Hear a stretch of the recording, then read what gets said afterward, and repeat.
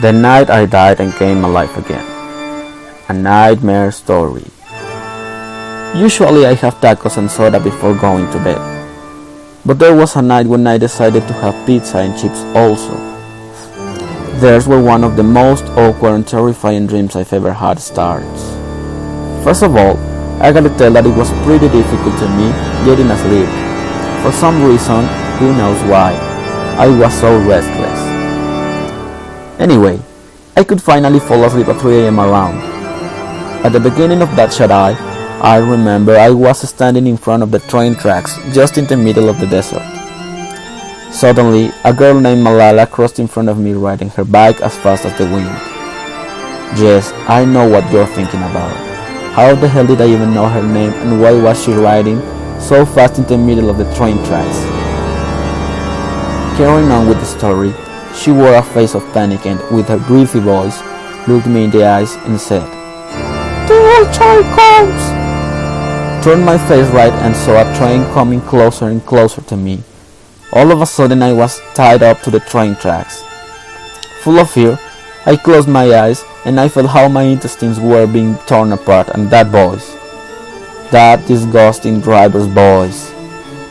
"Get out, cuate!" Of course, Chabelo. I never liked his TV show. Fortunately, I woke up. Or not. It was a sunny day and I was resting in a very hummy grass. Then I heard it was a concert being played by Madonna. Yes, Madonna. So I decided to get closer to the stage and I noticed that it was being played at Las Islas. Creeps Slim, you did it again. As if it wasn't enough, the weirdness kept on. All the people saw me in an uncomfortable way. Everybody murmured until the singer finally shouted out, "Kill that unchaste man!" Kill? Unchaste? Of course, I was naked. I ran away from the place so ashamed and scared of the crowd. Unfortunately, it wasn't so fast. A bullet pierced my stomach. I woke up again, but now it wasn't that good. Apparently, I did have died this time. I was at the Faculty of Philosophy and an old man was waiting for me at the entrance. "Hurry up, you will be late at the class," he said. I followed him through a corner and we entered to a hall. He steady stood at the door and I came in. The room was full of people who were listening to a man who was giving the next speech. When a person meets the help that is his very own, whatever his orientation, whether it's to young men or not, then something wonderful happens.